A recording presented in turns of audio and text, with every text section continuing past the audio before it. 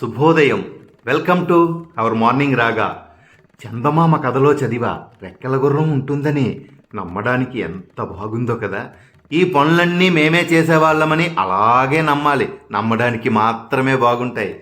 Car లేనప్పుడు కారుని మెరిపించేయాలి అనుకునేవాడిని. అదంతే అలా అనిపిస్తుంది. ఎందుకంటే దూరపు కొండలు నునుపు కదా. వాటర్ సర్వీసింగ్ ఇస్తే పటాపట్లు ఆడించేస్తాడు. ఈవిడొప్పుకోదు. కష్టం విలువ రూపాయి విలువ తెలియాలి అంటే అప్పుడప్పుడైనా మన పనులు మనం చేసుకోవాలి అని పట్టుబట్టుద్ది. అది నిజమే కదా.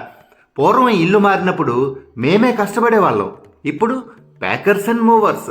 ఎంత పెద్ద ఫంక్షన్ ఉన్నా మేమే వండుకునేవాళ్ళం. ఇప్పుడు క్యాటరింగ్కి ఇచ్చేయడమే.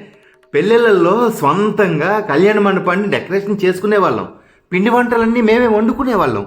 ఇప్పుడు ఇంట్లో భోజనాలు టిఫిన్లు కూడా మనకి వండడం మర్చిపోతామేమోనని అవి గుర్తుండాలి అని అప్పుడప్పుడు వండుతున్నాం. స్విగ్గీనో జొమాటోనో టిక్మని నొక్కితే టక్కమని మన కాలింగ్ బెల్ నొక్కేస్తాడు వాడు. అంత ఫాస్ట్గా డెలివరీ వచ్చేస్తుంది. బ్రతకడం చాలా తేలికైపోయింది ఈ రోజుల్లో. ఎప్పుడైనా చక్రం ఆగి సొంతంగా చేసుకోవలసి వస్తే చేసుకోలేక బ్రతకలేక చావకూడదు కదా. చావకూడదంటే ఈ పనులన్నీ మనం మర్చిపోకూడదు కదా. మర్చిపోకుండా ఉండాలి అంటే అప్పుడప్పుడైనా మన పని మనం చేసుకోవాలి కదా. క్యాలిక్యులేటర్ వచ్చాక బుర్రను చంపేసింది. స్మార్ట్ ఫోన్ వచ్చాక మనిషినే చంపేసింది. వాడి పేరు కూడా ఫోన్లో చూసి చెప్పాల్సి వస్తుంది. ఇప్పుడు మరి మనిషి బ్రతికున్నట్ట చనిపోయినట్ట? మనం బ్రతికున్నామని మనకి తెలియాలి అంటే అప్పుడప్పుడైనా మన పని మనం చేసుకోవాలి కదా.